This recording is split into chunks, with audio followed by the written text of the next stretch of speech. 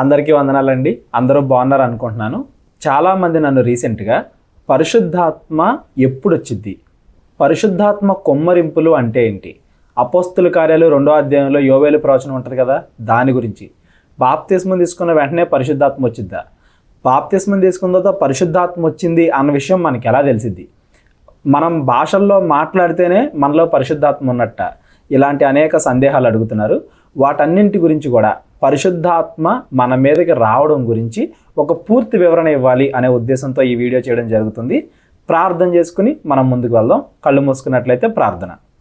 మహోన్నతుడైన మా పరమ తండ్రి, కృతజ్ఞతల దేవా, తండ్రి మీ గురించి మాట్లాడుకోవడానికి మంచి సమయాన్ని మాకు ఇచ్చారు, వాతావరణాన్ని ఇచ్చారు. కృతజ్ఞతలు తండ్రి. చెప్పబోచుండగా మంచి మాటలు దయచేయమని, వినబోచుండగా నీ కుమారులు కుమార్తెలందరికీ కూడా మంచి ఆలోచనలు డైవర్ట్ అవ్వకుండా కేవలం వాక్యం మీదనే శ్రద్ధ ఉండేలాగా మంచి ఆసక్తిని దయచేయమని, ఆత్మ సహాయంతో మమ్మల్ని ముందుకు నడిపించమని మా కొరకై శిలువలో రక్తం కార్చిన క్రీస్తు వారి పేరిటి ప్రార్థన అడిగి వేడుకొంచున్నాం తండ్రి. ఆమెన్. అందరికీ వందనాలు. ఈ టాపిక్ పరిశుద్ధాత్మ మన మీదకి ఎప్పుడు వస్తుంది అనే టాపిక్ గురించి మనం మాట్లాడుకోబోయే ముందు త్రిత్వం గురించి మనం ఖచ్చితంగా టచ్ చేయాలి. ఎవరికైనా త్రిత్వం గురించి ఐడియా లేకపోతే ఒకసారి మన ఛానల్లో త్రిత్వం గురించి ఒక వీడియో ఉంటుంది, అది చూడండి.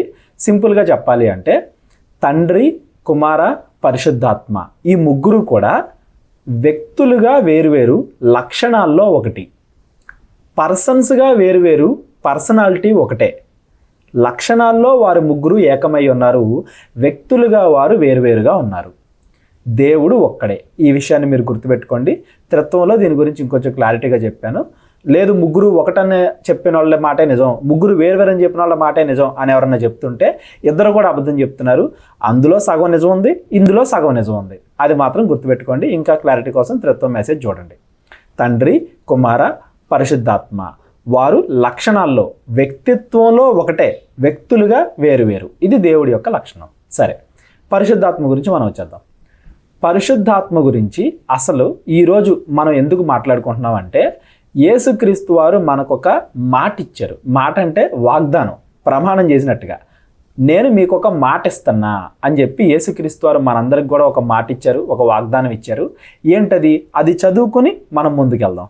మీరందరూ కూడా మీ దగ్గర ఉన్న బైబిల్స్ ఓపెన్ చేసినట్లయితే యోహాను సువార్త 14వ అధ్యాయము 16వ వచనం. నేను తండ్రిని వేడుకొందును మీ యొద్ద ఎల్లప్పుడూ ఉండుటకై. ఏంటంట? ఎల్లప్పుడూ ఉండుటకై. ఎల్లప్పుడు అంటే ఏంటి? మనం చనిపోయేంత వరకు ఉండుటకై. మీ యొద్ద ఎల్లప్పుడూ ఉండుటకై ఆయన వేరొక ఆదరణకర్తను అనగా సత్యస్వరూపియగు ఆత్మను మీకు అనుగ్రహించును. యేసుక్రీస్తు వారు ఒక వాగ్దానం చేస్తున్నాడు. ఏంటది? నేను చనిపోయి తిరిగి లేచి వెళ్ళిపోతున్నాను కదా, మీ దగ్గర నుండి దూరంగా వెళ్ళిపోతున్నాను అని మీరు బాధపడద్దు. నేను మీకు ఒక మాట ఇస్తున్నా. ఏంటది?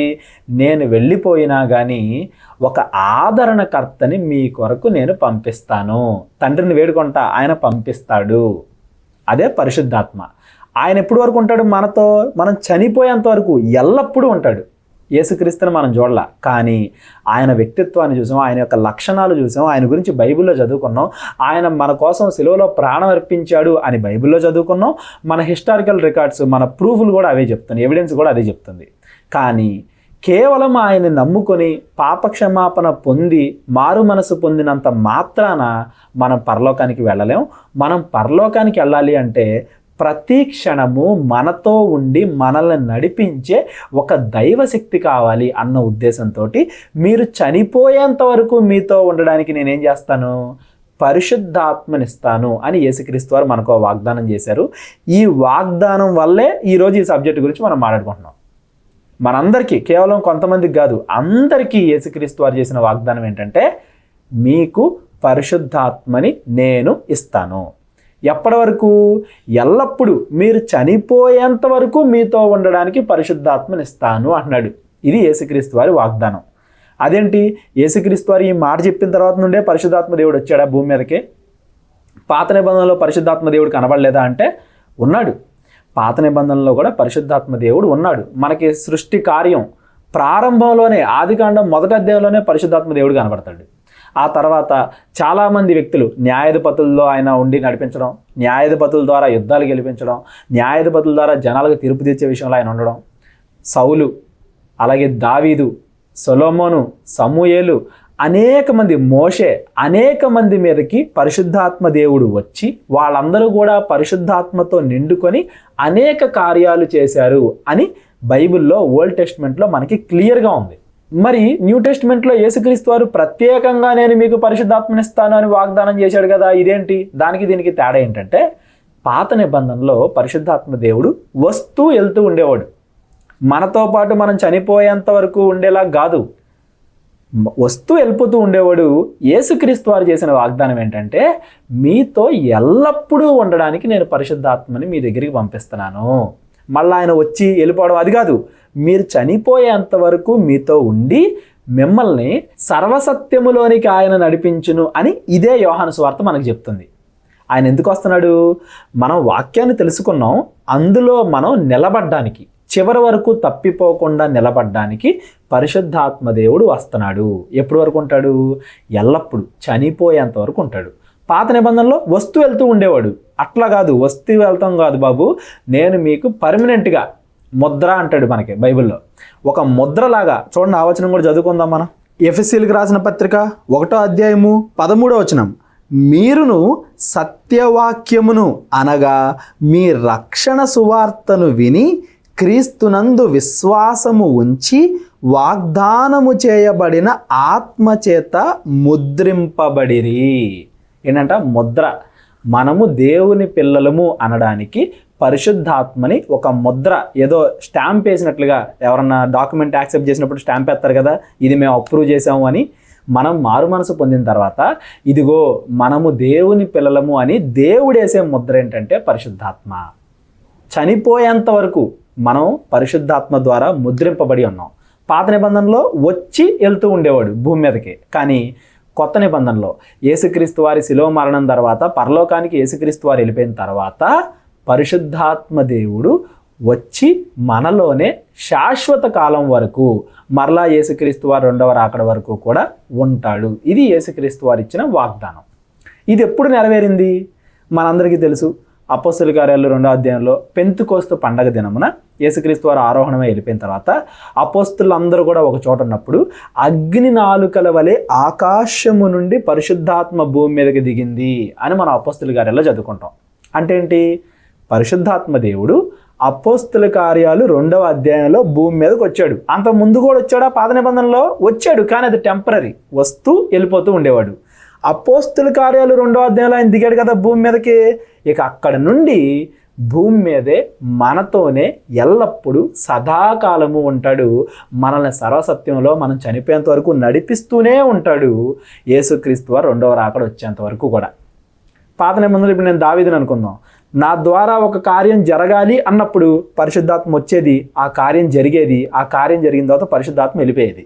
కానీ కొత్త నిబంధనలో యేసుక్రీస్తు వారు వాగ్దానం చేశారు కదా, ఇప్పుడు కొత్త నిబంధనలో నేను బాప్తిసం తీసుకున్న తర్వాత నా దగ్గరికి పరిశుద్ధాత్మ వచ్చిందనుకోండి, నేను చనిపోయేంత వరకు ఆ పరిశుద్ధాత్మ దేవుడు నాతోనే, నాలోనే ఉండి నేను చనిపోయేంత వరకు నన్ను మంచి మార్గంలో నడిపిస్తాడు. ఇది కొత్త నిబంధనలో పరిశుద్ధాత్మ రావడానికి, పాత నిబంధనలో పరిశుద్ధాత్మ వచ్చి వెళ్తూ ఉండడానికి తేడా. ఇక్కడ వరకు మీ అందరికీ అర్థమైంది అనుకుంటున్నాను. కొత్త నిబంధనలో మరి పరిశుద్ధాత్మ ఎలా వచ్చిద్దండి అని మీరు అడగొచ్చు. బైబిల్ క్లియర్గా చెప్తుంది.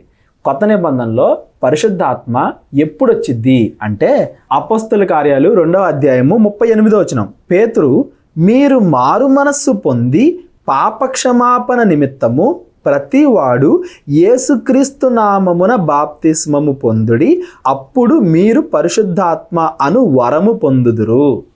మీరు మారు మనస్సు పొంది అంటే పరిశుద్ధాత్మ రావాలంటే ఏమవ్వాలి? ఫస్ట్ మారు మనసు పొందాలి. ఎవరైతే మారు మనసు పొందకుండా పెళ్లి కోసమో, ఈవెంట్ కోసమో, నేను ఫారెన్ వెళ్ళిపోతున్నానో అలా రకరకాల కారణాలు వాళ్ళు తీసుకుంటారో ఫస్ట్ వాళ్ళ మీదకి పరిశుద్ధాత్మ రాదు. మారు మనస్సు పొంది పాప క్షమాపణ నిమిత్తం బాప్తిసం తీసుకోవాలి. బాప్తిసం ఎందుకు తీసుకోవాలి?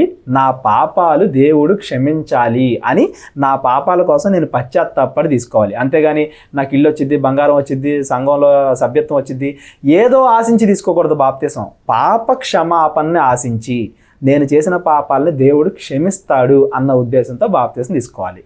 యేసుక్రీస్తు నామమున తండ్రి కుమార పరిశుద్ధాత్మ నామం అంటారు కొంతమంది, అదైనా యేసుక్రీస్తు నామైనా రెండు ఒకటే. మీరు తండ్రి కుమార పరిశుద్ధాత్మ నామంలో బాప్తీసం తీసుకున్నా అది కరెక్టే, యేసుక్రీస్తు నామంలో తీసుకున్నా అది కరెక్టే, రెండు ఒకటే. యేసుక్రీస్తు నామమున బాప్తిస్మము పొందుడి, అప్పుడు పరిశుద్ధాత్మ మీ మీదకి వస్తుంది. అంటే ఇప్పుడు మనం పరిశుద్ధాత్మను పొందుకోవాలి అంటే మారు మనసు పొంది, ప్రభా నేను అంతకుముందాక పాపాలు చేశా, ఇక చేయను అని నా మనసు మార్చుకొని, నేను చేసిన పాపాలకి నువ్వు నాకు క్షమించు అని దేవుణ్ణి క్షమాపణ అడుగుతూ, పాప క్షమాపణ కోసం మనం నీళ్ళలో మునిగితే పరిశుద్ధాత్మ మన మీదకి వస్తుంది. బాప్తిస్మం తీసుకున్న వాళ్ళందరికీ కూడా పరిశుద్ధాత్మ వస్తుంది. బాప్తిస్మం తీసుకున్న ఒక వారం రోజుల తర్వాత వస్తుంది, నెల రోజుల తర్వాత వస్తుంది, సంవత్సరం తర్వాత వస్తుంది అని ఎవరన్నా చెప్తున్నారంటే వాళ్ళకి బైబిల్ తెలియదు అని దాని అర్థం. మరి కొంతమంది అంటారు కదా, అంటే ఇక్కడ పరిశుద్ధాత్మ చేసే పనులు రెండు ఉన్నాయి. ఒకటి, బాప్తిస్మం తీసుకున్న తర్వాత పరిశుద్ధాత్మ వరంగా మన మీదకి రావడం. ఈ అపోస్తలుల గారిలో చెప్పేది అదే, మీరు బాప్తిస్మం తీసుకోండి, పరిశుద్ధాత్మ అనే వరమును పొందుతారు. రెండవది, ఆ పరిశుద్ధాత్మ మన ద్వారా చేయించే అద్భుత కార్యాలు, అంటే స్వస్థతలో, భాషల్లో మాట్లాడడం, లేకపోతే ఆశ్చర్య కార్యాలు చేయడం, ఇక్కడికి వెళ్ళు అక్కడికి వెళ్ళు అని పరిశుద్ధాత్మ నడిపింపడం. ఈ పరిశుద్ధాత్మ ద్వారా వచ్చే వరాలు, పరిశుద్ధాత్మ వరము వేరు, పరిశుద్ధాత్మ వరాలు వేరు. పరిశుద్ధాత్మ వరము అంటే పరిశుద్ధాత్మే వరంగా మన దగ్గరికి రావడం బాప్తిస్మం తీసుకున్న తర్వాత. పరిశుద్ధాత్మ వరాలు అంటే ఆ పరిశుద్ధాత్మ ద్వారా అద్భుత కార్యాలు చేయడం. పాత నిబంధనలో యుద్ధాలు గెలవడం, కొత్త నిబంధనలోకి వచ్చేసరికి భాషలు మాట్లాడడం, లేకపోతే స్వస్థత కార్యాలు చేయడం, అద్భుత కార్యాలు చేయడం, ఇవన్నీ కూడా వరాలు. వరాలు అనేవి అందరికీ రావచ్చు, రాకపోవచ్చు, కొంతమందికే రావచ్చు. అవి పర్మనెంట్గా ఉండొచ్చు, కొంతకాలం వరకే ఉండొచ్చు. వరాలు అనే కాన్సెప్ట్ వేరు. పరిశుద్ధాత్మ వరంగా మన దగ్గరికి వచ్చిద్దే, అది మనం బాప్తిస్మం తీసుకున్న వెంటనే జరిగిద్ది. మీరు బాప్తిస్మం తీసుకున్నప్పుడు పరిశుద్ధాత్మని పొందుతారు అని దేవుడు చెప్పాడు కాబట్టి మనం అసలు నిజం చెప్పాలంటే మనం పరిశుద్ధాత్మను పొందుకోవడానికే బాప్తిస్మం తీసుకుంటాం. బైబిల్లో చెప్పబడిన రెఫరెన్స్ల ఆధారంగా పరిశుద్ధాత్మను పొందుకోవడానికే మనం బాప్తిస్మం తీసుకుంటున్నాం. బాప్తిస్మం తీసుకున్న తర్వాత పరిశుద్ధాత్మ రాదు అని ఎవడన్నా అన్నాడు అంటే వాడికి బైబిల్ అర్థం కాలేదు అని అర్థం. ఎప్పుడు బాప్తిస్మం తీసుకున్న తర్వాత పరిశుద్ధాత్మ రాదు అంటే బైబిల్లో మనకి ఒకే ఒక్క సందర్భం కనబడింది. బాప్తిస్మం తీసుకున్నా కానీ వాళ్ళ దగ్గరికి పరిశుద్ధాత్మ రాదు. ఏంటా సందర్భం? పౌలు గారు కొంతమందికి వాక్యం చెప్పడానికి వెళ్తాడు. అక్కడ ఆల్రెడీ చాలామంది యోహాన్ ఇచ్చిన బాప్తిస్మం ఇచ్చి యోహాన్ ఉన్నాడు కదా, యేసుప్రభు కన్నా ముందు వచ్చిన ఆయన ఇచ్చిన బాప్తిస్మం తీసుకుని ఉంటారు చాలామంది. పౌలు గారు మీ దగ్గర పరిశుద్ధాత్మ ఉందా అని అడిగితే మాకు పరిశుద్ధాత్మ ఎవరో తెలియదు అంటారు వాళ్ళు. అపోస్తలుల కార్యాలు 19వ అధ్యాయంలో చూడొచ్చు ఈ సందర్భం మనం. అయ్యా మీకు పరిశుద్ధాత్మ అంటే ఏంటనో తెలీదా? మరి మీరు బాప్తిస్మం ఎట్టా తీసుకున్నారయ్యా అంటే మారు మనస్సు నిమిత్తము యోహానిచ్చిన బాప్తిస్మం తీసుకున్నాము అన్నారు. అంటే యేసుక్రీస్తు వారు చనిపోయి తిరిగి లేగడానికి ముందుగా బాప్తిస్మం తీసుకున్నారు వాళ్ళు. అందుకే వాళ్ళకి పరిశుద్ధాత్మ గురించి తెలీదు. ఇప్పుడు మనం బాప్తిస్మం తీసుకునేటప్పుడు పరిశుద్ధాత్మ గురించి మనకి తెలియదు అనుకో, అసలు పరిశుద్ధాత్మ దేవుడు ఏంటి, ఆయన భూమి మీదకి ఎందుకు వచ్చాడు, ఆయన వచ్చి మనల్ని ఏం చేస్తాడు, మనం బాప్తిస్మం తీసుకున్న తర్వాత మనలోకి పరిశుద్ధాత్మ దేవుడు వచ్చి మనల్ని ఏం చేస్తాడు, మనల్ని ఎలా నడిపిస్తాడు, ఈ విషయాలు ఏమీ తెలియకుండా మనం బాప్తిస్మం తీసుకుంటే అప్పుడు పరిశుద్ధాత్మ దేవుడు రాడు. అది అసలు బాప్తిస్మే కాదు. పరిశుద్ధాత్మ గురించి తెలుసుకోకుండా తీసుకునే బాప్తిస్మమే కాదు. అందుకని పౌలు మరలా వాళ్ళకి పరిశుద్ధాత్మ గురించి ఎక్స్ప్లెయిన్ చేసి మరలా వాళ్ళకి బాప్తిస్మం ఇస్తాడు. ఆ తర్వాత పరిశుద్ధాత్మ వస్తుంది. బాప్తిస్మం తీసుకునేటప్పుడు మనకి తండ్రి అయిన దేవుడి గురించి తెలియాలి, యేసుక్రీస్తు వారి గురించి తెలియాలి, పరిశుద్ధాత్మ దేవుడి గురించి తెలియాలి. బాప్తిస్మం తీసుకున్న తర్వాత పరిశుద్ధాత్మ దేవుడు మన దగ్గరికి వచ్చి మనల్ని ఎలా ముందుకు నడిపిస్తాడో కూడా మనకి తెలియాలి. తీసుకునేటప్పుడు ఎందుకు తీసుకుంటున్నాము, తండ్రి అయిన దేవుడు నా కోసం ఏం చేశాడు, యేసుక్రీస్తు వారు నా కోసం ఏం చేశాడు, నా పాపాలు పోగొట్టుకోవాలంటే నేను ఏం చేయాలి, ఇవన్నీ తెలిస్తేనే మనం బాప్తిస్మం తీసుకోవాలి. అప్పుడే బాప్తిస్మం అనేది కరెక్ట్ అవుతుంది. అప్పుడే పరిశుద్ధాత్మ మన దగ్గరికి వచ్చింది. అసలు పరిశుద్ధాత్మ వస్తుంది అన్న విషయమే తెలియకుండా మనం బాప్తిస్మం తీసుకున్నాం అనుకోండి, లేదా పరిశుద్ధాత్మ రావాలి అని కాకుండా వేరే రీజన్తో మనం బాప్తిస్మం తీసుకున్నాం అనుకోండి, అప్పుడు మన దగ్గరికి పరిశుద్ధాత్మ రాదు. ఓకేనా? ఆ ఒక్క సందర్భం తప్పించి మిగిలిన అన్ని సందర్భాల్లో అంటే మనం కరెక్ట్గా దేవుడు బైబిల్లో ఎలా అయితే చెప్పాడు అలాగా మారు మనసు పొంది పాప క్షమాపణ నిమిత్తము యేసుక్రీస్తు నామంలో లేదా తండ్రి కుమార పరిశుద్ధాత్మ నామంలో బాప్తిస్మం ఎవరైతే తీసుకుంటారో వాళ్ళందరి మీదకి పరిశుద్ధాత్మ వచ్చింది. వచ్చి ఎప్పటి వరకు ఉంటుంది? చనిపోయేంత వరకు, ఎల్లప్పుడూ సర్వసత్యములోకి మనం చనిపోయేంత వరకు మళ్ళీ నడిపిస్తానే ఉండిద్ది. అందుకే పౌలు గారు కొరింథీ పత్రిక రాస్తూ కూడా మనకి, మీరు ఆత్మకి, పరిశుద్ధాత్మకి అంటే దేవుడికి ఆలయాలయ్యి ఉన్నారు అని మీకు తెలీదా? మీ శరీరంలో పరిశుద్ధాత్మ ఉంది, అంటే మీరు పరిశుద్ధాత్మకి ఆలయాలు అని పౌలు గారు కూడా క్లియర్గా చెప్తారు. ఎప్పటి వరకు? సర్వసత్యం, అంటే మనం చనిపోయేంత వరకు కూడా పరిశుద్ధాత్మ దేవుడు ఒరే నువ్వు దేవుని పిల్లోడివి అని ముద్రేసి మనల్ని ఎప్పటికప్పుడు ఇది మంచి, ఇది చెడు, ఇలా ఉండాలి, ఇలా ఉండకూడదు అని ఎప్పటికప్పుడు గద్దిస్తూ ఉంటాడు పరిశుద్ధాత్మ దేవుడు. మీలో పరిశుద్ధాత్మ దేవుడు ఉన్నాడని మీరు ఎలా తెలుసుకోవాలి? రోమీయులకు రాసిన పత్రిక చూడండి, భలే ఉంటుంది.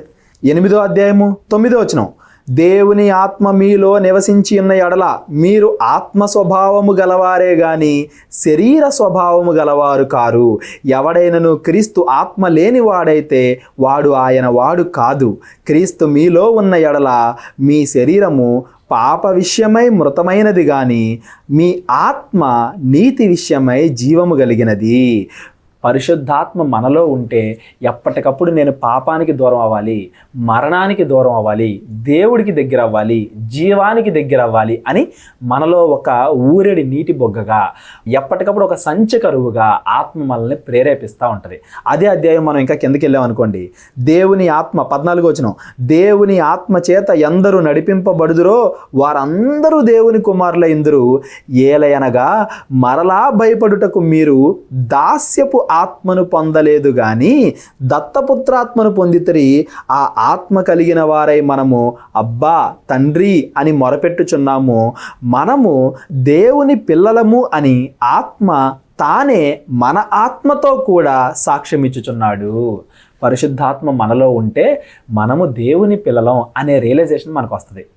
యేసుక్రీస్తు మన కోసం ఆయన ప్రాణం అర్పించాడు, ఆయన దేవుడు, ఆయనలాగా నేను బతకాలి అనే ఒక ఆశ ఎప్పటికప్పుడు మనలో పెరుగుతా వెళ్ళింది. ఎప్పటికప్పుడు మనం తప్పు చేసేటప్పుడు పరిశుద్ధాత్మ దేవుడు మనల్ని గద్దిస్తూ ఉంటాడు. మన ఆత్మ లోపలుండి మనల్ని ఎలా అయితే నడిపిస్తుందో దానికి ఇంకొంచెం పవర్ యాడ్ అయ్యి నువ్వు తప్పు చేసేటప్పుడు లోపల నుంచి ఏదో గద్దింపు వస్తుంది, నువ్వు మంచి చేయాలన్నప్పుడు లోపల నుంచి ఏదో ప్రేరేపణ వస్తుంది. నువ్వు తప్పు చేస్తున్నప్పుడు గద్దింపు నీకు వస్తుంటే నీలో పరిశుద్ధాత్మ ఉన్నట్టు, నువ్వు మంచి చేసేటప్పుడు ప్రేరేపణ నీకు వస్తుంటే నీలో పరిశుద్ధాత్మ ఉన్నట్టు, నువ్వు దేవుడి కుమారుడివి అని ఫీల్ అవుతుంటే నీలో పరిశుద్ధాత్మ ఉన్నట్టు, నరకంలో నుండి పక్కన సహోదరుని లాగి అతన్ని కూడా మంచి మార్గంలో పెట్టాలి అనే ఆశ నీకు కలుగుతుంటే నీలో దేవుని ఆత్మ ఉన్నట్టు. ఆత్మ ఫలమేమనగాని గలతీయులకు రాసిన పత్రికలో మనం చదువుకుంటాం కదా, ప్రేమ, సంతోషం, సమాధానం, దీర్ఘశాంతం, సాత్విక, అవన్నీ కూడా ఆ ఆత్మ ఫలాలన్నీ కూడా మనలో నెరవేరాలి అని ఎప్పటికప్పుడు మనం ఆశపడతా ఉంటాం. అలా ఎప్పుడైతే మనం ఆశపడుతున్నామో అప్పుడు మనలో పరిశుద్ధాత్మ ఉన్నట్టు. పరిశుద్ధాత్మ ఉందని ఎలా తెలిసిద్ది? మనకి తెలిసిపోద్ది.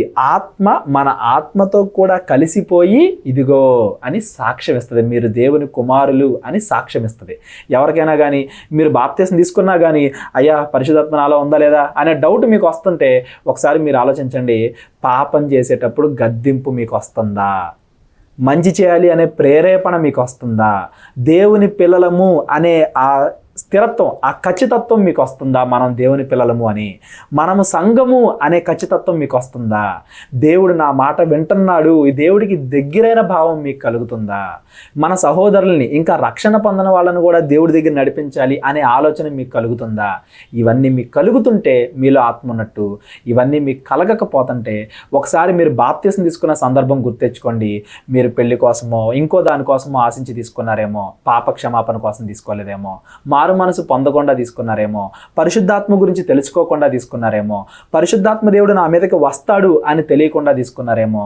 అది కరెక్ట్ బాప్తిస్మం కాదు. అలాగని మళ్ళీ రెండోసారి బాప్తిసం తీసుకోవాలా అంటే మొదట తీసుకున్నది అసలు కరెక్ట్ బాప్తిస్మే కానప్పుడు రెండోసారి అవదు, ఈసారే మంచిగా బాప్తిసం తీసుకోవడం అవుతుంది. అలా మీరందరూ ఎవరెవరైతే పరిశుద్ధాత్మ నాలో లేదు అని ఖచ్చితంగా ఉంటారో మీరందరూ కూడా ఖచ్చితంగా బాప్తిసం తీసుకోండి. ఆత్మ మీ దగ్గరికి వస్తుంది, మిమ్మల్ని సర్వసత్యంలో నడిపిస్తుంది. ఆత్మ వేరు, ఆత్మ ద్వారా జరిగే కార్యాలు వేరు. ఆ వరాల దగ్గరికి వెళ్దాం ఇప్పుడే. కొంతమంది అంటారు అట్లా నువ్వు తప్పు చెప్తున్నావు, బాప్తిస్మం తీసుకున్న తర్వాత నువ్వు భాషల్లో మాట్లాడితేనే నీలో పరిశుద్ధాత్మ ఉన్నట్టు అంటారు కొంతమంది, నువ్వు ప్రవచనాలు చెబితేనే నీలో పరిశుద్ధాత్మ ఉన్నట్టు అంటారు కొంతమంది. లేదండి, అలా కాదు. పరిశుద్ధాత్మ వరము వేరు, పరిశుద్ధాత్మ ద్వారా మనం చేసే పనులు వరాలు వేరు. దాని గురించి ఇంకా డీటెయిల్గా మనం మాట్లాడుకుందాం ఇప్పుడు అంతా కూడా. ముందు మీ అందరికీ క్లారిటీ రావాల్సింది ఏంటంటే, పాత నిబంధనలో పరిశుద్ధాత్మ దేవుడు వస్తూ ఏదన్నా పని జరిగిస్తూ వెళ్ళిపోతూ ఉండేవాడు. యేసుక్రీస్తు వారు మనకు వాగ్దానం చేశారు, ఎవరైతే మారు మనసు పొంది పాపక్షమాపణ కోసం బాప్తీసం తీసుకుంటారో పరిశుద్ధాత్మని నేను మీకు అనుగ్రహిస్తాను. ఆ పరిశుద్ధాత్మ ఏం చేస్తుంది? మీరు చచ్చిపోయేంత వరకు కూడా మిమ్మల్ని సర్వసత్యంలో మంచి మార్గంలో నడిపించిద్ది అని యేసుక్రీస్తు వారు చెప్పారు. పెంతెకొస్తు పండుగ దినం రోజున పరిశుద్ధాత్మ భూమి మీదకి వచ్చింది. అప్పటి నుంచి ఇప్పటి వరకు కూడా ఎవరైతే యేసుక్రీస్తుని దేవుడిగా అంగీకరించి మారు మనసు పొంది పాప క్షమాపణ కోసం బాప్తీసం తీసుకుంటారో వాళ్ళందరినీ కూడా పరిశుద్ధాత్మ దేవుడు నడిపించుకుంటూ వస్తున్నాడు. అందరికీ వరాలు ఇస్తున్నాడు అని నేను అనట్లా, అందరిలోకి పరిశుద్ధాత్మ దేవుడు వస్తున్నాడు అంటున్నా. పరిశుద్ధాత్మ దేవుడు వరంగా మన దగ్గరికి రావడం అనేది పర్మనెంట్ ప్రొసీజర్, అంటే మనం చచ్చిపోయేంత వరకు మన దగ్గరే ఉంటాడు. కానీ ఆ పరిశుద్ధాత్మ ద్వారా వరాలు ఉంటాయి చూసారా? పరిశుద్ధాత్మ చేసే వరాలు ఏంటేంటి? భాషల్లో మాట్లాడడం, స్వస్థత కార్యాలు చేయడం, అపోస్తలు చేశారు కదా. వీటి గురించి మనం ఇప్పుడు మాట్లాడుకుందాం. మొట్టమొదటగా ఈ వరాల దగ్గర మీకు రావాల్సిన క్లారిటీ ఏంటంటే, వరాలకి ఖచ్చితంగా బాప్తిస్మం తీసుకోవాల్సిన అవసరం లేదు. పాత నిబంధనలో ఏలియా కానీ ఎలీషా కానీ పరిశుద్ధాత్మ ద్వారా ఎన్నో అద్భుత కార్యాలు చేశారు. పోనీ పాత నిబంధనలో బాప్తిస్మం లేదని మీరు అంటారేమో. కొత్త నిబంధనలో అపోస్తలు యేసుక్రీస్తు వారు చనిపోయి తిరిగి లేక ముందే యేసుక్రీస్తు వారు పరిశుద్ధాత్మ వరాలు వాళ్ళకు అనుగ్రహిస్తాడు. యేసుక్రీస్తు వారు బతుకున్నప్పుడే అపోస్తలు అనేక అద్భుత కార్యాలు చేస్తారు, అనేక సూచక్రియలు చేస్తారు. అప్పుడు కూడా వాళ్ళలో పరిశుద్ధాత్మ ఉంది కదా, మరి వాళ్ళు బాప్తిస్మం తీసుకోలేదు కదా. సరే, యేసుక్రీస్తు వారు చనిపోయి తిరిగి లేచి వెళ్ళిపోయిన తర్వాత అప్పుడు ఒకవేళ ఎవరన్నా చేశారేమో చూసాం అనుకోండి. మనకి బైబిల్లో ఒక సందర్భం కనపడుతుంది. అందరూ కూడా ఓపెన్ చేయండి. మీరు అందరూ కూడా అపోస్తల కార్యాలు 10వ అధ్యాయము 44వ వచనం. పేతురు ఈ మాటలు ఇంకా చెప్పుచుండగా అతని బోధ విన్న వారందరి మీద పరిశుద్ధాత్మ దిగెను. సున్నతి పొందిన వారిలో పేతురుతో కూడా వచ్చిన విశ్వాసులందరూ పరిశుద్ధాత్మ వరము అన్యజనుల మీద సైతము కుమ్మరింపబడుట చూచి విభ్రాంతి నొందిరి. ఏలయనగా వారు భాషలతో మాట్లాడుచు దేవుణ్ణి ఘనపరచుచుండగా వినిరి. అందుకు పేతురు, మనవలే పరిశుద్ధాత్మను పొందిన వీరు బాప్తిస్మము పొందకుండా ఎవడైనా నీళ్లకు ఆటంకము చేయగలడా అని చెప్పి యేసుక్రీస్తు నామమందు వారు బాప్తిస్మము పొందవాలనని ఆజ్ఞాపించెను. అన్యులు ఉన్నారు. మొట్టమొదటగా అన్యుల మీదకి పరిశుద్ధాత్మ దిగింది ఇక్కడే. ఎందుకు మొట్టమొదటగా పరిశుద్ధాత్మ బాప్తిస్మం తీసుకోపోయిన అన్యుల మీద దిగింది అంటే, అక్కడుండే యూదులందరికీ కూడా కేవలం యూదుల్ని మాత్రమే దేవుడు పరలోకానికి పిలుచుకోవట్లేదు, లోకములో ఉన్న అందరినీ పిలుచుకుంటున్నాడు అని యూదులకు అర్థం అవ్వాలి. అలా యూదులకు అర్థం అవ్వాలి కాబట్టి బాప్తిస్మం తీసుకోక ముందే అన్య జనుల మీదకి పరిశుద్ధాత్మ వచ్చింది. పరిశుద్ధాత్మ అంటే ఎలాగా? కేవలం నార్మల్గా రావడం కాదు, భాషల్లో మాట్లాడుతుంటే అప్పుడు వాళ్ళు యూదులు కన్ఫర్మ్ చేసుకున్నారు, ఓకే అన్ని జనుల మీదకి పరిశుద్ధాత్మ దిగింది అని. ఆ తర్వాత బాప్తిస్మం తీసుకున్నారు వీళ్ళు.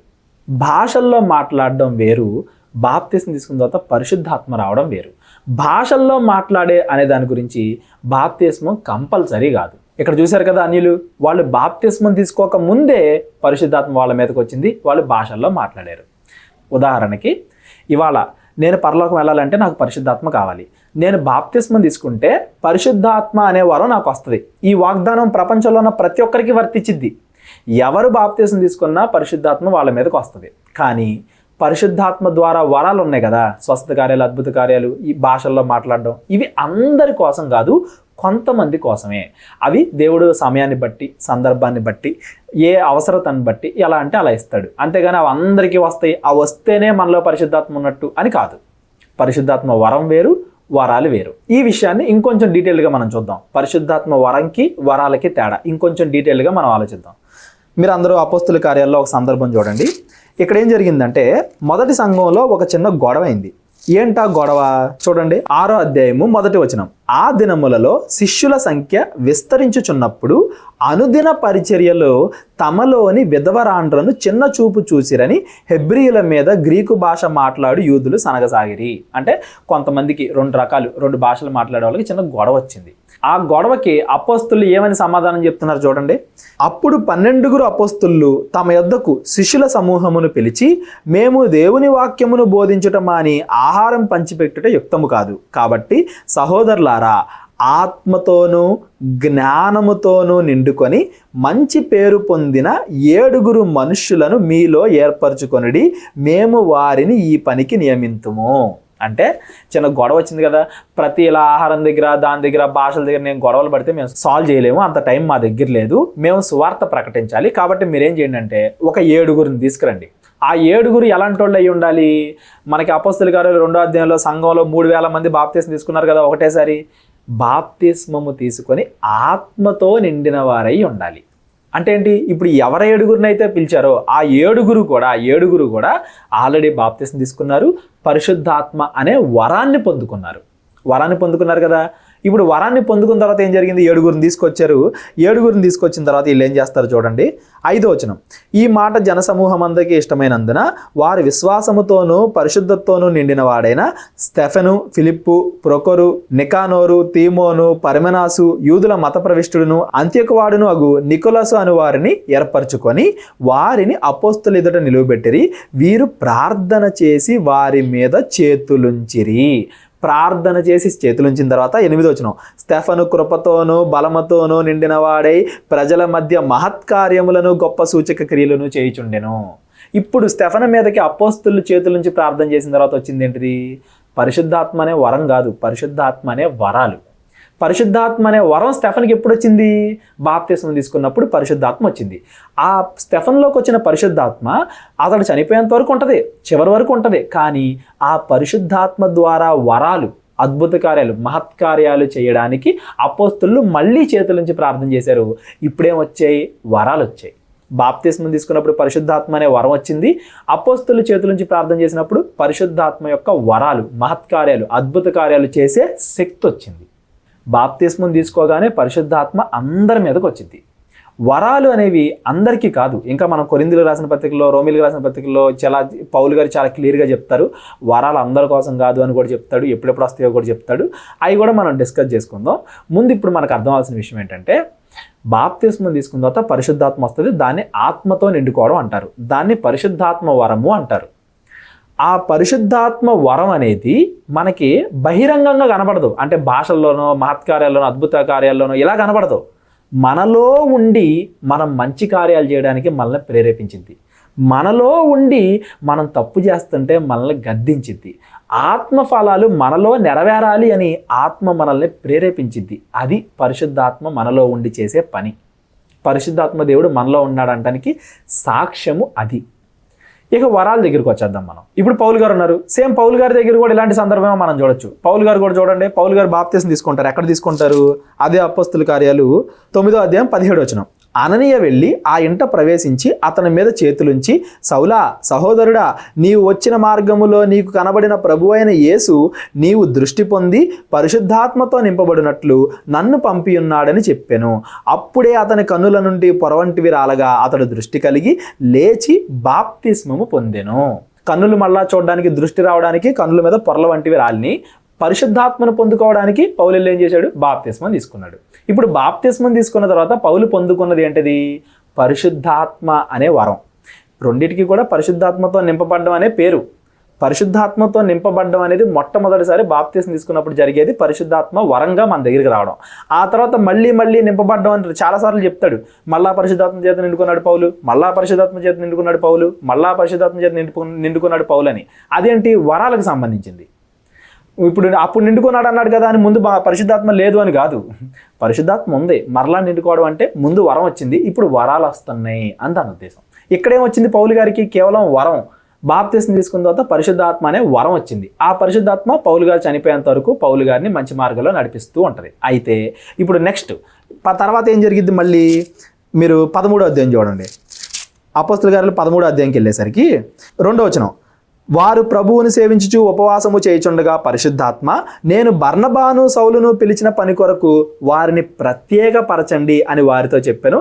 అప్పుడు ఆ సంఘం అంతా కూడా ఏం చేసింది? ఉపవాసం ఉండి ప్రార్థన చేసి వారి మీద చేతులుంచి వారిని పంపిరి. మళ్ళీ వాళ్ళ మీద చేతులుంచి ప్రార్థన చేశారు. ఎవరి మీద?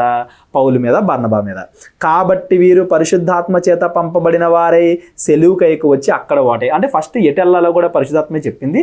మనం అలా కిందకి వెళ్ళాం అనుకోండి, ఎక్కడ 11వ వచనం, ఇదిగో ప్రభువు తన చెయ్యి నీ మీద ఎత్తి ఉన్నాడు, నీవు కొంతకాలము గుడ్డివాడై సూర్యుని చూడకుందు అని చెప్పాను.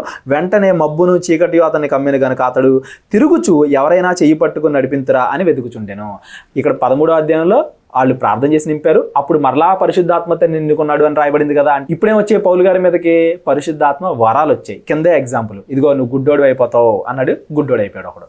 అంటే చూడండి, 9వ అధ్యాయంలో పరిశుద్ధాత్మ అనే వరం వచ్చింది. పరిశుద్ధాత్మ వరాలు ఎప్పుడు వచ్చాయి? 13వ అధ్యాయంలో వచ్చినాయి. వరాలు అనేవి ఎలా అయినా రావచ్చు, ఎప్పుడైనా రావచ్చు, అవి సమయాన్ని బట్టి సందర్భానుసారంగా ఉంటాయి. కానీ వరం అనేది మాత్రం వాగ్దానం, అది అందరికీ ఇచ్చే వాగ్దానం. వరాలు కూడా వాగ్దానమే, కానీ అది అందరికీ కాదు. బాప్తిస్మం తీసుకోగానే వచ్చేది పరిశుద్ధాత్మ వరం, ఇది అందరికీ. బాప్తిస్మం తీసుకున్న తరువాత అయినా, బాప్తిస్మం తీసుకోక ముందు కూడా వచ్చేది ఏంటిది? వరాలు. బాప్తిస్మం తీసుకోక ముందు కూడా కొంతమందికి వస్తాయి, బాప్తిస్మం తీసుకున్న తరువాత ముందు పరిశుద్ధాత్మ వరం వచ్చి కొంతకాలం గ్యాప్ తర్వాత పరిశుద్ధాత్మ వరాలు కూడా రావచ్చు. బాప్తిస్మం తీసుకోగానే వచ్చింది పరిశుద్ధాత్మ అనే వరం.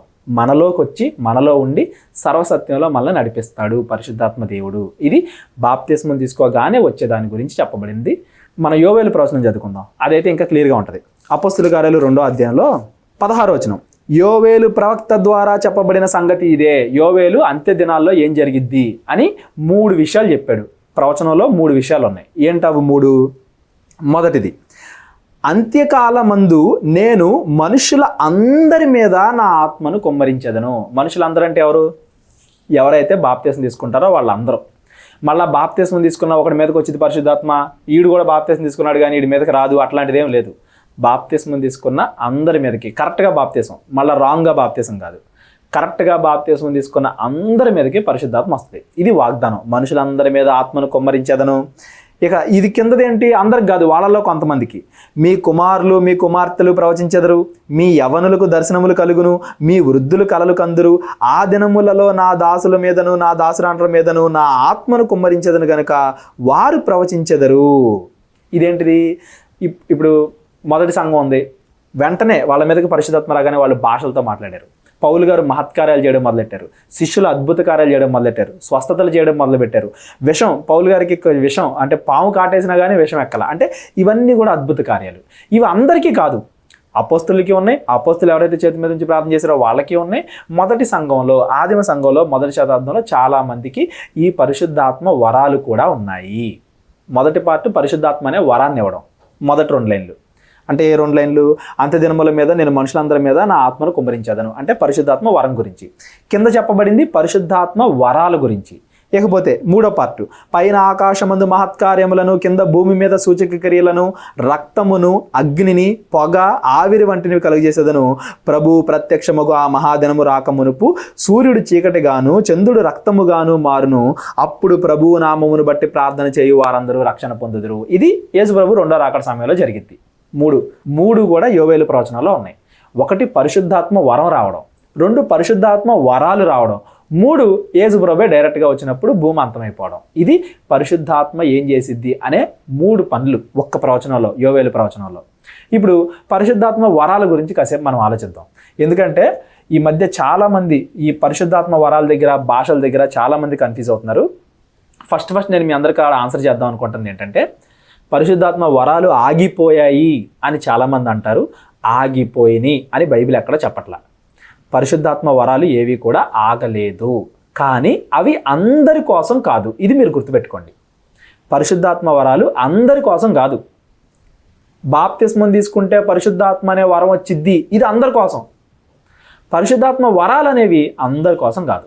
ముందు అసలు పరిశుద్ధాత్మ వరాలు ఏమేమి ఉంటాయో చూద్దాం. ఆత్మవరాలు ఏముంటాయో చూద్దాం. చూడండి, కొరింథీయులకు రాసిన మొదటి పత్రిక 8వ వచనం, ఏలయనగా ఒకనికి ఆత్మ మూలముగా బుద్ధివాక్యము, ఇంకొకరికి ఆత్మను అనుసరించిన జ్ఞానవాక్యము, మరొకనికి ఆత్మ వలనే విశ్వాసము, మరి ఒకనికి ఆ ఒక్క ఆత్మ వలనే స్వస్థపరచు వరము, మరి ఒకనికి అద్భుత కార్యాలు చేయ శక్తి, మరి ఒకనికి ప్రవచన వరము, మరి ఒకనికి ఆత్మల వివేచన, మరి ఒకనికి నానా విధమైన భాషలు, మరి ఒకనికి భాషల అర్థము చెప్పు శక్తి అనుగ్రహింపబడి ఉన్నది. అంటే ఒక్కొక్కరికి ఒక్కొక్కటి వస్తుంది. అందరు భాషల్లో మాట్లాడతారా? ఒక్కొక్కరికి ఇది ఆత్మవరాల్లో విశ్వాసం కూడా ఉంటుందండి. ఆత్మవరాల్లో జ్ఞానం కూడా ఉంటుందండి. మళ్ళీ కృపావరాలు వేరు, ఆత్మవరాలు వేరు అంటారు. కృపావరాలు కూడా ఆత్మ ద్వారా, పరిశుద్ధాత్మ ద్వారా వచ్చేవే. ఆ కృపావరాలు ఏంటో కూడా చూద్దాం. చూడండి, రోమిలికి రాసిన పత్రిక 12వ అధ్యాయం 6వ వచనం, మనకు అనుగ్రహింపబడిన కృప చొప్పున వేరువేరు కృపావరములు కలిగిన వారమై ఉన్నాము గనక ప్రవచన వరమైతే విశ్వాస పరిమాణమును చొప్పున ప్రవచించుదుము, పరిచర్య వరమైతే పరిచర్యలోను, బోధించువాడైతే బోధించుటలోను, హెచ్చరించువాడైతే హెచ్చరించుటలోను పని కలిగి ఉందుము. ఇవి కూడా పరిశుద్ధాత్మ ఉంటేనే వస్తాయి. మనం వేరే వాడికి బోధించడం, వేరే వాడిని హెచ్చరించడం, విశ్వాసం కలిగి ఉండడం, ఇవి కూడా ఆత్మ వల్ల కలిగే వరాలే. పరిశుద్ధాత్మ వరాలు ఆగిపోలేదు. ఒక్కొక్కడికి ఒక్కో వరం వస్తుంది. ఒకడికి విశ్వసించేది, ఒకడికి ప్రవచించేది, ఒకడికి బోధించేది, ఒకడికి హెచ్చరించేది, ఒకడికి బుద్ధి చెప్పేది, ఒకడికి ఆత్మల భాషల్లో మాట్లాడేది, ఒకడికి భాషల అర్థం చెప్పేది, ఒకడికి స్వస్థపరిచేది. ఇలా ఒక్కొక్కరికి ఒక్కొక్కటిగా ఉంటాయి. కానీ అవి ఉంటేనే మనలో పరిశుద్ధాత్మ ఉంది అని కాదు. ఇవి పరిశుద్ధాత్మ వరాలు. పరిశుద్ధాత్మ వరం అనేది మనకి బాప్తిసం తీసుకున్నప్పుడే వస్తుంది, మనం చనిపోయేంత వరకు ఉంటుంది. పరిశుద్ధాత్మ వరాలు అనేవి మొదటి శతాబ్దంలో అపోస్తులకు ఒకలాగా, ఇప్పుడున్న మిగిలిన వాళ్ళందరికీ ఒకలాగా ఉంటాయి. అపోస్తులకి ఇప్పటికీ తేడా ఏంటంటే, చాలామంది అడుగుతున్నాను, స్వస్థతలు ఇప్పుడు లేవా, ఆగిపోయినాయా? అద్భుత కార్యాలు ఇప్పుడు లేవా, ఆగిపోయినాయా అంటారు. లేదు, జరుగుతాయి. అపోస్తులు చేసినట్టుగా జరగవు. అపోస్తులకి దీనికి తేడా ఏంటంటే, అపోస్తుల కాలంలో బైబిల్ లేదు. ఏది చెప్పాలన్నా కానీ అపోస్తులు అప్రూవ్ చేయాలి. అపోస్తుల్ని దేవుడు యేసుప్రభు వారు ఇదిగో మీరేది చెప్తే అది కరెక్ట్ అని వాళ్ళని ఎన్నుకుని పంపించాడు అపోస్తుల్ని. అపోస్తులు ఏది చెప్తే అది కరెక్ట్. 12 మంది అపోస్తులు, పౌలు, వీళ్ళు 13 మంది ఏది చెప్తే అది రైటు. వాళ్ళు ఏది తప్పు అంటే అది తప్పు. కాబట్టి వాళ్ళ పరిశుద్ధాత్మ ద్వారా బలంగా నడిపింపబడ్డారు. ఇప్పుడు 100 మంది నుంచోబెట్టామనుకో, వాళ్ళ ముందు ఆ అపోస్తుల్లో ఒక్కడొచ్చి 100 మంది రోగుల్ని బాగు చేయమన్నా అందరినీ బాగు చేస్తాడు. ఇప్పుడు ఎవరన్నా స్వస్థత వరం కలిగిన వాళ్ళు 100 మంది నుంచోబెట్టామనుకో, వాళ్ళ ముందు వీళ్ళు ఎంత ట్రై చేసినా అందులో ఒకళ్ళిద్దరు మాత్రమే మారుతారు, ఒకళ్ళిద్దరు మాత్రమే స్వస్థత పొందుతారు. ఆ ఒకళ్ళిద్దరు కూడా ఏదో లక్ అని నేను అట్లా, ఆ ఒకళ్ళిద్దరు స్వస్థత పొందడానికి కూడా పరిశుద్ధాత్మ దేవుడే కారణం. కానీ ఇప్పుడు జరుగుతున్న అద్భుత కార్యాలకి, మొదటి శతాబ్దంలో జరిగిన అద్భుత కార్యాలకి చాలా తేడా ఉంది. ఇప్పుడు కూడా పరిశుద్ధాత్మ పనులు జరుగుతాయి, ఆత్మవరాలు జరుగుతాయి, కానీ అపోస్తులు జరిగినట్టుగా జరగవు. ఇప్పుడేంటి, మనకి బైబిల్ ఉంది. ఏది మంచిది, ఏది చెడు, ఏది కరెక్టు, ఏది రాంగు అని చెక్ చేసుకోవడానికి మనకు బైబిల్ ఉంది. దొంగ బోధకులు పెరిగిపోయారు. అబద్ధ బోధకులు మొదటి శతాబ్దంలోనే ఉన్నారు, ఇప్పుడు ఇంకా ఎక్కువైపోయారు. 100 మంది ఉంటే అందులో 90 మంది దొంగ బోధకులు కనబడుతున్నారు. 10 మంది కాదు కదా, ఒకళ్ళిద్దరు మంచి బోధకులు కనబడుతున్నారు. ఈ 100 మందిలో ఒకళ్ళిద్దరిని వేరు చేయడం చాలా కష్టం. కాబట్టి ఉన్నాయన్నా స్వస్థత కార్యాలు, అద్భుత కార్యాలు ఉన్నాయన్నా తప్పు అవుతుంది, లేవన్నా తప్పు అవుతుంది. ఉన్నాయంటేనేమో 99 మంది అబద్ధంగా చేస్తున్నారు కదా, మ్యాజిక్లు చేసి వాటిని స్వస్థ కార్యాలు, అద్భుత కార్యాలు అంటున్నారు కదా. మ్యాజిక్ వేరు, డబ్బుల కోసం మ్యాజిక్లు చేసుకునేది అది వేరు.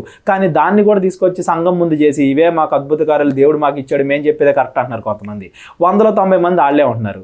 ఇంకా ఈ రైట్ అని చెప్పలేము. అలాగని నిజంగా జరిగించే దేవుడి కార్యాలు కూడా ఉన్నాయి, అవి తప్పని చెప్పలేము. ఇప్పుడు ఎలా చెప్పమంటారు చెప్పండి? కాబట్టి బైబిల్ ఆధారంగా మనం వెళ్ళాలి. అపోస్తుల దగ్గర ఎలా అయితే ఉన్నాయో అలా ఇప్పుడు లేవు. ఇప్పుడు సంఘాన్ని బట్టి, ఆ వ్యక్తి విశ్వాసాన్ని బట్టి, అక్కడ జరగాలి దేవుడు అనుకునే పనిని బట్టి రకరకాలుగా జరగచ్చు. దేవుడే చెప్పాడు కదా, పాస్టర్ ఉన్నాడు, మీకు ఏదైనా ప్రాబ్లం వచ్చింది మీ ఇంటికి పిలిపించుకోండి, పాస్టర్ మీ ఇంటికి వచ్చి మీ ఇంట్లో మీకు ప్రార్థన చేస్తాడు, దేవుడు స్వస్థత చేయొచ్చు. అది కూడా దేవుడు జరిగించే కార్యమే, అది కూడా ఆత్మ జరిగించే కార్యమే, అది కూడా పరిశుద్ధాత్మ దేవుడు జరిగించే కార్యమే. వాక్యం చెప్పేటప్పుడు మంచి ఆలోచనలు ఇస్తాడు పరిశుద్ధాత్మ దేవుడు, ఇది కూడా ప్రవచించేదే, ఇది కూడా వాక్యం బుద్ధి చెప్పేదే, ఇది కూడా వాక్యమును బోధించేదే, ఇది కూడా పరిశుద్ధాత్మ దేవుడు అనుగ్రహించే వరమే, పరిశుద్ధాత్మ కార్యమే. అపోస్తులకి ఇప్పటికీ మనకి తేడా ఏంటంటే, అపోస్తుల దగ్గర బైబిల్ లేదు, వాళ్ళు ఏది చెప్తే అదే రైటు. ఇప్పుడు మన దగ్గర బైబిల్ ఉంది, ఎవరేది చెప్పినా బైబిల్లో నుండి తీసి అది కరెక్టా కాదా అని చెక్ చేసుకోవాలి మనం. ఎగ్జాంపుల్కి ఒక విషయం చెప్పమంటే, ఇప్పుడు చాలామంది భాషల్లో మాట్లాడుతున్నారు. పౌలు గారు ఏమన్నారు, ఒరే ఎవరన్నా భాషల్లో మాట్లాడాలి అనుకుంటే పక్కన అర్థం చెప్పేవాడు ఉంటేనే మాట్లాడండి, లేకపోతే మాట్లాడొద్దు అన్నాడు. అప్పుడు వాళ్ళకి బైబిల్ లేదు కాబట్టి పౌలు గారు చెప్పారు. ఇప్పుడు మనకి బైబిల్ ఉంది కదా, ఇప్పుడు ఎవడన్నా భాషల్లో మాట్లాడుతున్నాడు అనుకో, అయ్యా నువ్వు మంచిగా మాట్లాడుతున్నావో చెడ్డగా మాట్లాడుతున్నావో మాకు తెలీదు, భాషలో అర్థం చెప్పేవాడు ఉంటే మాట్లాడు, లేదంటే వెళ్ళి డోర్లు వేసుకుని మీ ఇంట్లో మాట్లాడుకో, బయట మాట్లాడుకో, అది తప్పు అని మనం చెప్తాం. ఎందుకు చెప్పగలుగుతాం? బైబిల్ ఉంది. వరాలు ఉన్నాయా లేవా అనే ఆలోచన మీకు వస్తే, ఉన్నా కానీ అపోస్తుల దగ్గర ఎలా అయితే ఉన్నాయో అలా లేవు. ఎందుకంటే ఇప్పుడు మనకి బైబిల్ ఉంది. ఏది జరిగినా ఏది జరగకపోయినా బైబిల్ నుండి మనం చెక్ చేసుకోవచ్చు అనే విషయాన్ని మాత్రం గుర్తుపెట్టుకోండి. భాషలు మాట్లాడితేనే పరిశుద్ధాత్మ ఉన్నట్టు కాదు, పరిశుద్ధాత్మ వరానికి పరిశుద్ధాత్మ వరాలకి తేడా తెలియని వాళ్ళు అలా మాట్లాడతారు అని గుర్తుపెట్టుకోండి.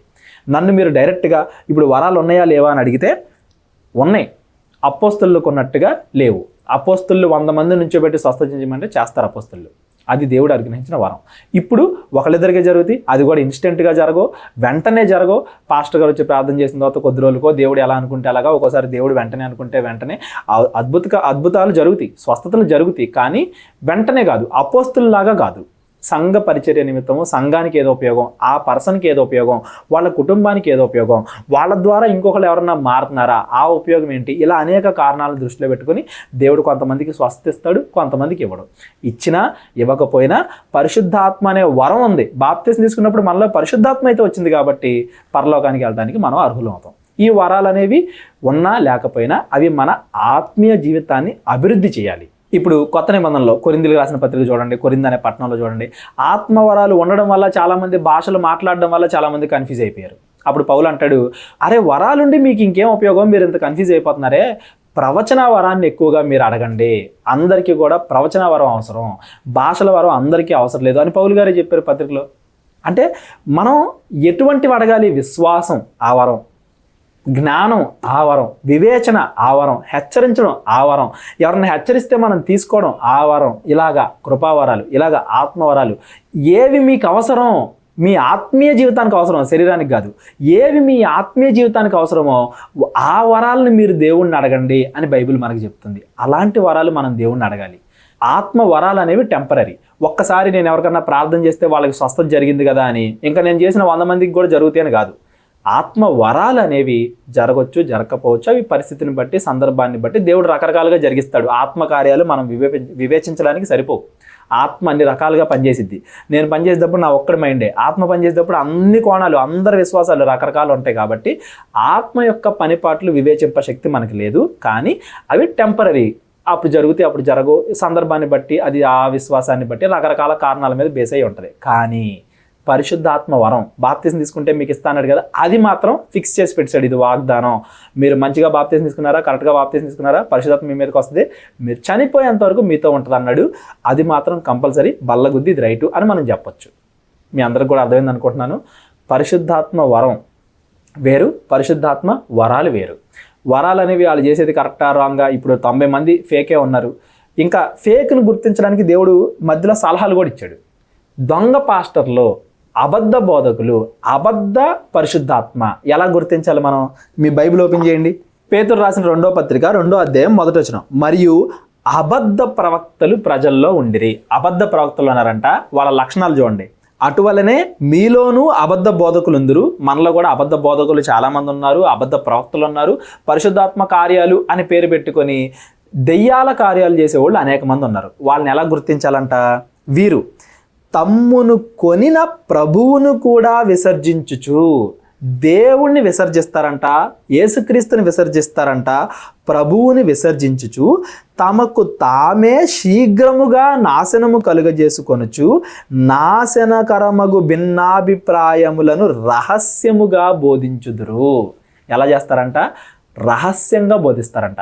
ఎవరైనా కానీ బహిరంగంగా ఒక మాట చెప్తూ లోపల ఇంకో మాట చెప్తున్నారు అంటే, లేదా వాళ్ళు లోపల ఏదో చేస్తూ అది అందరికీ తెలిస్తే పరువు పోయిద్ది అని భయపడుతున్నారంటే, అందరూ అర్థం చేసుకోలేరేమో అని భయపడుతున్నారంటే అది రహస్య బోధ, అది అబద్ధ బోధ. గుర్తుపెట్టుకోండి.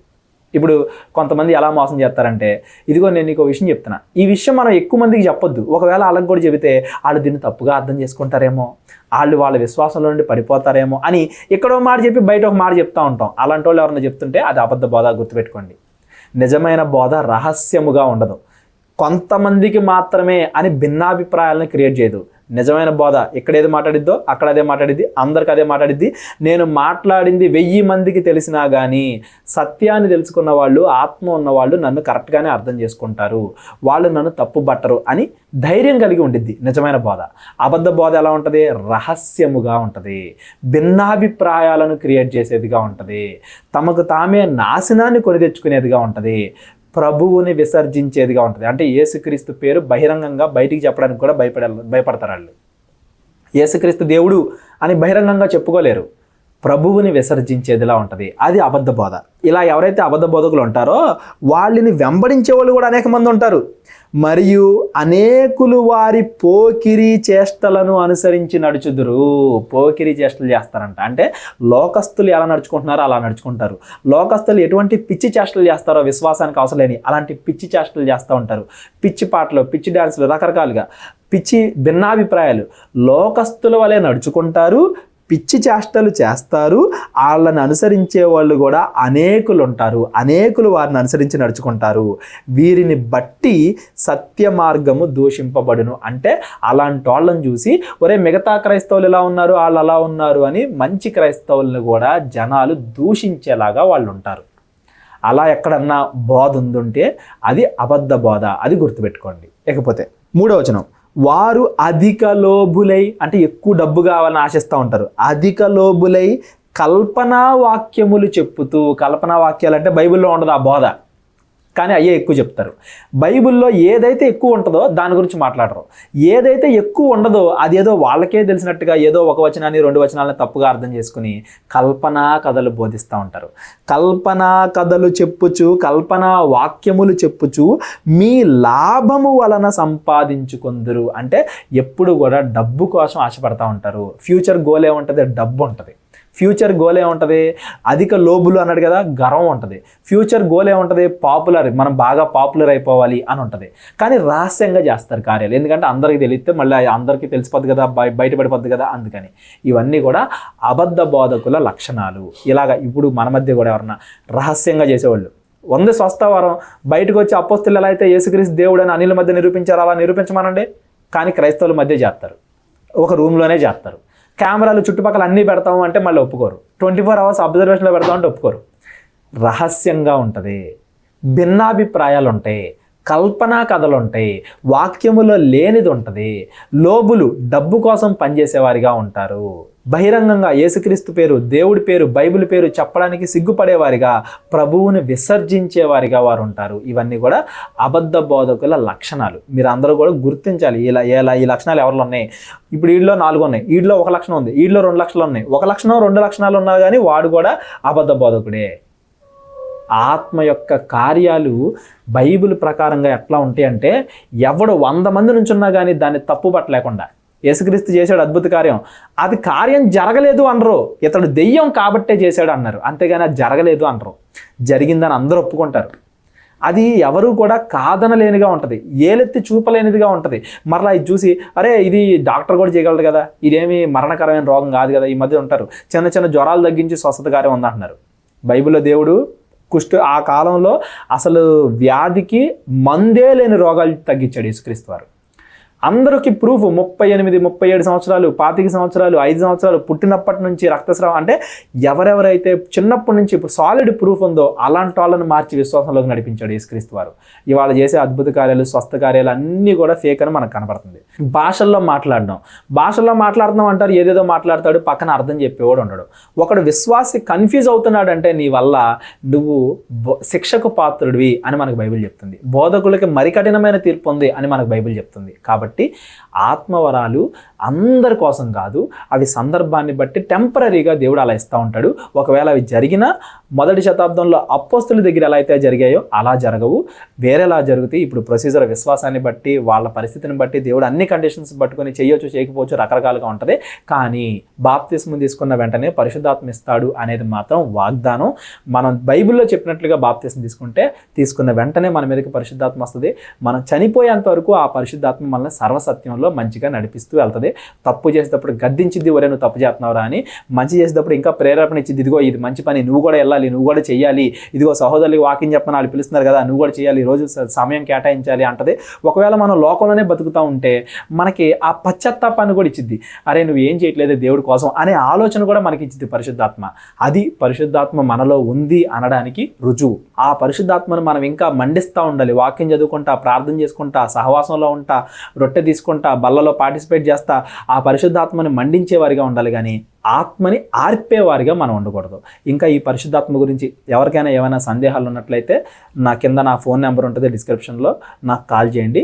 ఫైనల్గా అన్నీ మనం మళ్ళీ ఒక కంక్లూజన్లో ఒకదాని తర్వాత ఒక పాయింట్ పెట్టుకుంటే, బాప్తిస్మం తీసుకున్న తర్వాత పరిశుద్ధాత్మ అందరి దగ్గరికి వస్తుంది, వరంగా వస్తుంది. పరిశుద్ధాత్మ వరాలు రావచ్చు, రాకపోవచ్చు, వచ్చినా సగం ఆ టైం వరకే ఉండొచ్చు, టెంపరీ. ఆ పరిశుద్ధాత్మ వరాలు అనే వాటికి దేవుడు ఎలా వివేచిస్తాడో, దేవుడి యొక్క ఎలా నడిపిస్తాడో అవన్నీ మనకు తెలియదు, వివేచింపశక్యం కానీ అవి పరిస్థితిని బట్టి ఉంటాయి, అందరి కోసం కాదు. పరిశుద్ధాత్మ వరాలు ఉంటే నేను ఆత్మల భాషలో మాట్లాడితేనే నీ మీదకి పరిశుద్ధాత్మ వచ్చిద్దని ఎవరన్నా చెప్తున్నారంటే వాళ్ళు అబద్ధం చెప్తున్నారు. వరానికి వరాలకి వాళ్ళకి తేడా తెలీదు అని దాని అర్థం. ఓకేనా? పరిశుద్ధాత్మ వస్తుంది బాప్తీసం తీసుకున్న వెంటనే. అది మనలో ఉంటే ఆత్మ ప్రకారంగా మనం నడవాలి, శరీర కార్యాలుగా మనం దూరం అవ్వాలి అనే గ్రహింపు గద్దింపు మనకి ఎప్పటికప్పుడు వస్తూ ఉంటుంది. ఆ గ్రహింపు గద్దింపు మనలో ఉందంటే పరిశుద్ధాత్మ చేత మనం ముద్రింపబడిన వారం, మనలో పరిశుద్ధాత్మ ఉంది, మనం దేవుని పిల్లలం అంటానికి అదే రుజువు. ఇకపోతే భాషలు, ఆత్మవరాలు అవన్నీ ఆగిపోయాయంటే అవి ఆగలేదు, కానీ ఆగలేదు అవన్నీ జరుగుతాయి అని డైరెక్ట్గా చెప్పడానికి కూడా కుదరదు. ఎందుకంటే 100లో 90 మంది 99 మంది మనకి తప్పు చేసేవాళ్ళు కనబడుతున్నారు. మంచిగా ఉండేవాళ్ళు ఇలా యూట్యూబ్లో పబ్లిసిటీస్ కోసం అలా చేయరు, యేసుక్రీస్తు దేవుడు అని అందరినీ ఒప్పించేవారిగా చేస్తారు. కాబట్టి వాళ్ళు వేరు, వీళ్ళు వేరు. ఎవరు ఎలాంటి వాళ్ళో మనం గమనించాలి.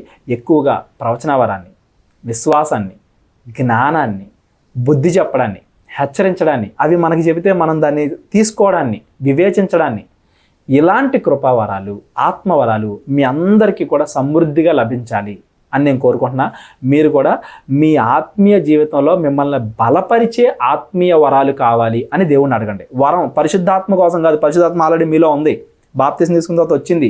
సంఘంలో మీరు ఒకవేళ కరెక్ట్గా బాప్తీసం తీసుకుంటుంటే మీరు సంఘంలో పార్ట్ కాబట్టి పరిశుద్ధాత్మ మీలో ఉంది. మీరు అడగాల్సింది మరలా పరిశుద్ధాత్మ నాకు ఇవ్వు అని అడగకూడదు. ఆ పరిశుద్ధాత్మ ఇంకా బలంగా నిండుకోవాలి. వరం మాత్రమే కాదు, నా ఆత్మీయ జీవితానికి ఏది అవసరమో అటువంటి పరిశుద్ధాత్మ వరాలు నాకు కావాలి. వివేచన వరం, బుద్ధి చెప్పే వరం, వాక్యం ప్రకటించే వరం, ఇలాంటి వరాలు నాకు కావాలి అని దేవుడికి మీరు ప్రార్థించాలి. అలా మీరందరూ కూడా పరిశుద్ధాత్మలో పరిపూర్ణులు అవుతారు, విశ్వాసంలో పరిపూర్ణులు అవుతారు అని నేను కోరుకుంటున్నాను. ఎవరికైనా ఈ పరిశుద్ధాత్మ గురించి ఇంకా డౌట్లు ఉన్నట్లయితే కాల్ చేయండి. యోవేలు ప్రవచనంలో 3 పార్ట్స్ ఉన్నాయి. ఒకటి పరిశుద్ధాత్మ వరం, బాప్తీసం తీసుకున్న వాళ్ళు అందరి మీదకి వస్తుంది, సర్వజనుల మీద నా ఆత్మను కుమ్మరించుతున్నాం. 2 పరిశుద్ధాత్మ వరాలు, ఎవరైతే భాషల్లో మాట్లాడతారో, స్వస్థతలు చేస్తారో, అన్ని దర్శనాలు కలుగుతాయి, అవన్నీ కూడా పరిశుద్ధాత్మ వరాలు. 3 రాకడ సమయంలో ఏం జరిగిద్ది అనే దాని గురించి మనం ఈ రాకడ సమయం గురించి ఇంకో రోజు మాట్లాడుకుందాం. కొంతమంది ఎవరైనా ఇప్పుడు తప్పుగా ఏమంటారు, ఆడు చేసేదే తప్పు, మళ్ళీ దానికి పరిశుద్ధాత్మ కార్యం, నాకు ఆత్మవరాలు ఉంది, నాకు శక్తి ఉంది, అందుకే నేను ఇది చేశా అని పేరు పెడతాడు.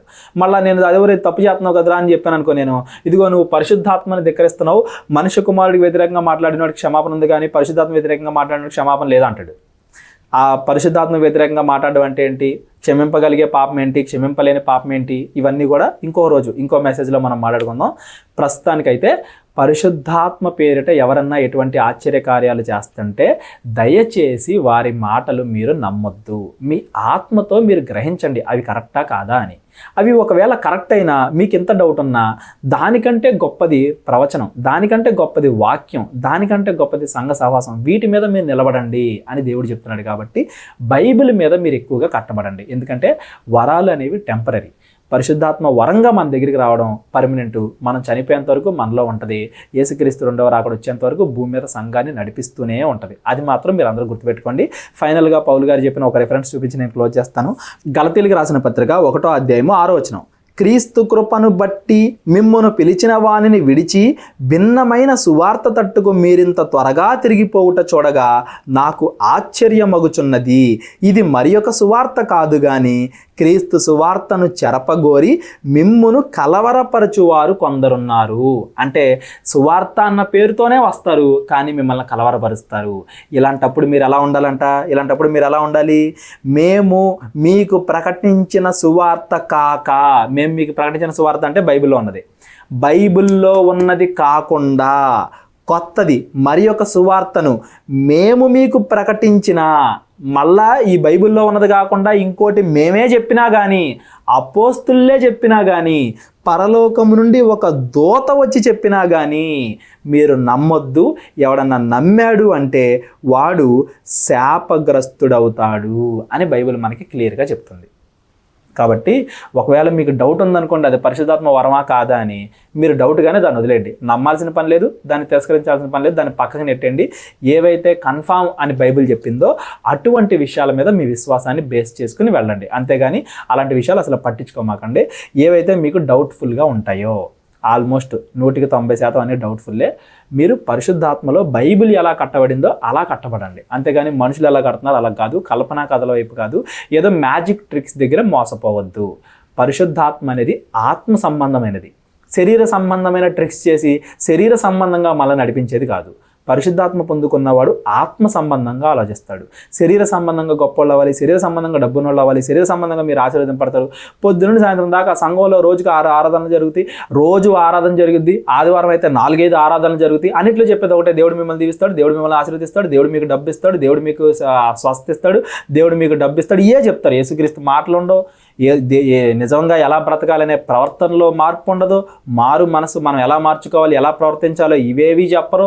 యేసుక్రీస్తు తన కోసం కష్టపడాలనుకునే వాళ్ళకి శ్రమలు వస్తాయి అంటాడు, ఇవేమీ చెప్పరు. కేవలం ఎప్పుడు పొద్దున్న సాయంత్రం దాకా మీరు దీవించబడతారు, మీరు ఆశీర్వదింపబడతారు, ఇలాంటివి చెప్తున్నారంటే అలాంటి వాళ్ళతో ఇంకా చాలా జాగ్రత్తగా ఉండండి.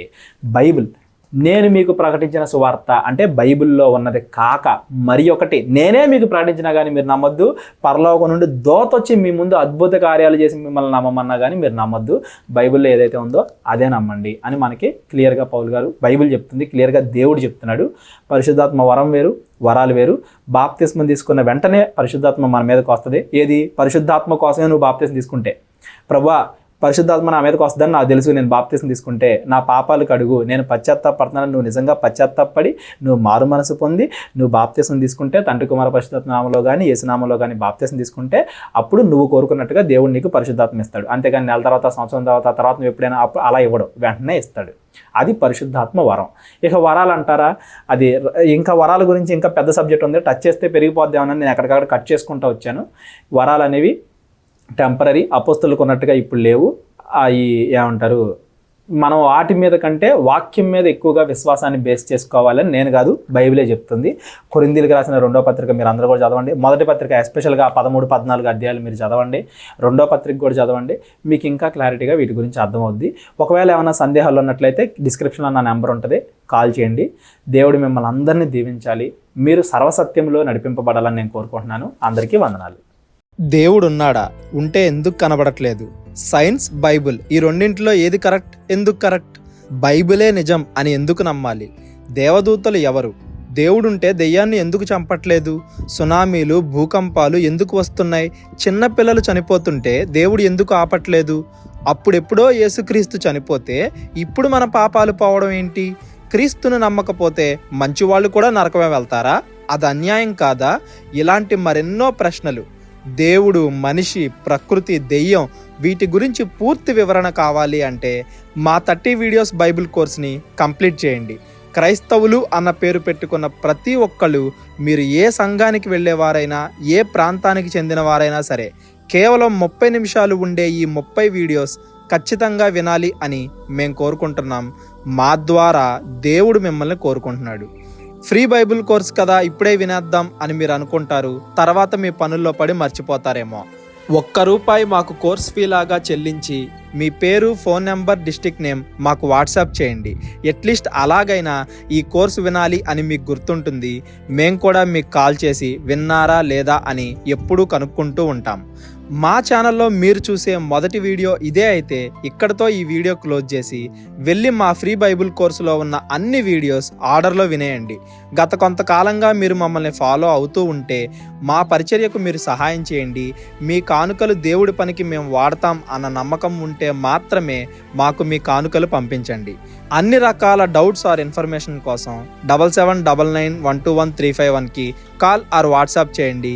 ఈ కోర్స్ తర్వాత మీకు ఇంకా వినాలి అనిపిస్తే అనేక కోర్సెస్ మా ఛానల్లో ఉన్నాయి. ముందు ఈ కోర్సుని కంప్లీట్ చేసేయండి. అందరికీ వందనాలు.